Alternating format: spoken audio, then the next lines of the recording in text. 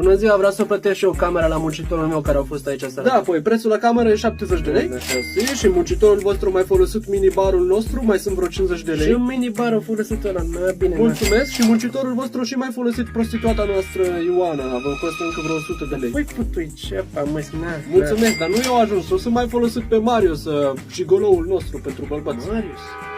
Pentru el 400 de lei. Oh, 400 de lei, dar ce dracu, de ce prostituata e așa de ieftin și ăsta așa de scump? Ei, cu Marius e mai complicată, trebuie să-mi dai mie 100 de lei, că nu prea îmi place chestia asta cu Marius. 100 de lei trebuie să-i mai dau la șeful, pentru că nu prea îi place chestia asta cu Marius. 100 de lei trebuie să mai dau la doamna care face curat, că trebuie o grămadă de timp să fac o curățenie după Marius și nu prea îi place chestia asta. Am înțeles, deci până la urmă îi rămân doar 100 de lei lui Marius. Nu, 50 de lei trebuie să-i dau lui Gică și lui Andrei, că l-au ținut pe Marius pe loc, că nici lui Marius nu prea îi place ce facem noi aici.